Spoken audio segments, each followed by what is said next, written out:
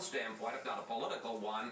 I guess the good news was there wasn't as big a crowd as expected, but as an epidemiologist watching that rally last night, what did you see?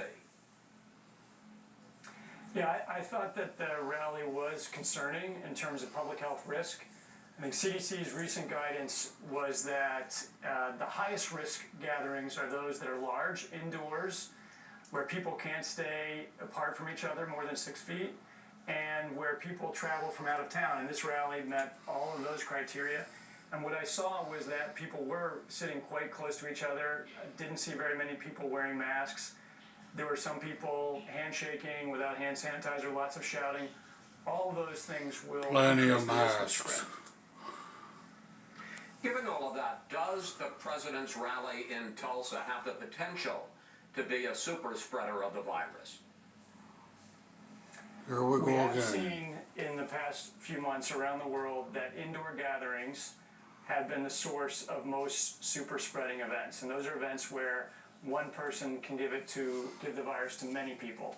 So there's an opportunity for much more spread in a short period of time. News So media. I am worried about that. I know that many people in the public health community are worried about the potential for a big spreading event.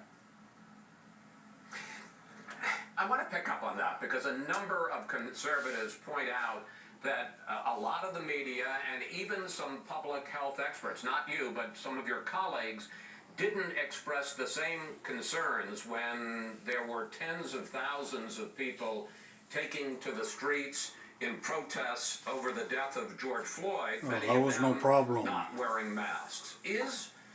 Is there some hypocrisy where public health concerns depend upon the politics of the gathering that's being held?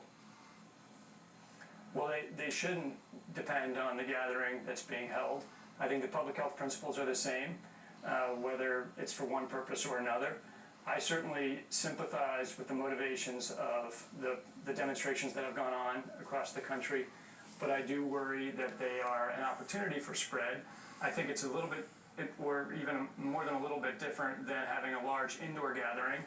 We know that outdoor risks are less than indoor risks. They're too close. And if people can maintain their space, then that will help. But certainly, I think there is a risk with large-scale. The riders weren't wearing masks masks. as well for increased spread.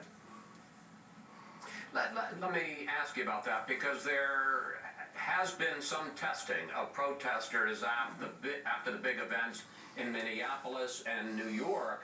And at least so far, and I understand the incubation period goes on, there has not been any clear spike detected as a result of those. Is it possible the public health experts are exaggerating the risk from these big public gatherings? I don't think they're exaggerating the risks. I do think, again, that we know from what we've seen so far in the last few months that outdoors is less of a risk than indoors, and that mask use has a major impact. So to the extent that people are wearing masks in a particular gathering, that will help a lot. And it is also a little bit too soon to say whether or not the protests have led to increased cases, although I am very glad to see that the initial studies do show that there doesn't seem to be an increased rate of spread. It's quite different in an indoor setting where people are sitting shoulder to shoulder for a prolonged period of time and really in close quarters like that. Every time you come on, I ask you, where are we with the coronavirus cases? And I want to put up a map that shows the fact that while there are significant decreases in a lot of the places that were hit earliest and hardest, there are now 21 states in the West and in the South that are seeing at least a 25% increase in new cases.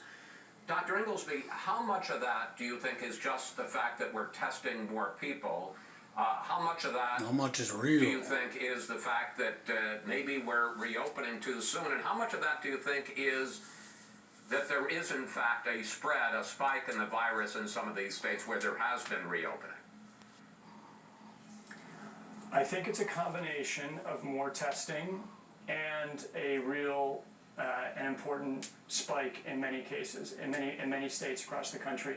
And you can distinguish what is more testing from what is more serious disease from looking at hospitalization rate, ICU rate, and the percent positivity of the overall tests in a given state.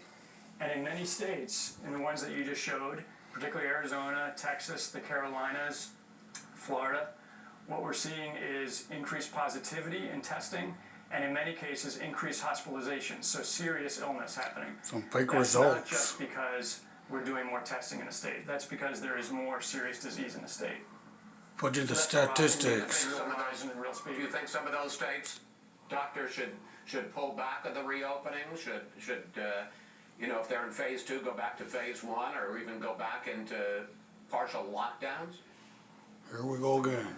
I don't think we need to go into lockdown in these places at this point. I think each state has a different story. Each state has its own reopening process, and they're all slightly different. I do think that governors should be guiding their public to avoid large gatherings where we see the greatest potential risk. They should also be really strongly encouraging people, leaders should be encouraging people to use the tools that we know work. We should be encouraging people to wear face coverings, to stay at a distance, to avoid large gatherings, to use hand sanitizer or wash your hands. I mean, those are things that we know work, and leaders really should, I think, double down in communicating that across the country. Those are the things that we have seen work and will work. President Trump talked this week about the virus, the spread of the virus, and also about It's a medical globalist treatment. neocon. We're very close to a vaccine, and we're very close to therapeutics, really good therapeutics, and but even without that, I don't ever like to talk about that because it's fading away. It's going to fade away. Is the coronavirus fading away? Are we close, very close to a vaccine?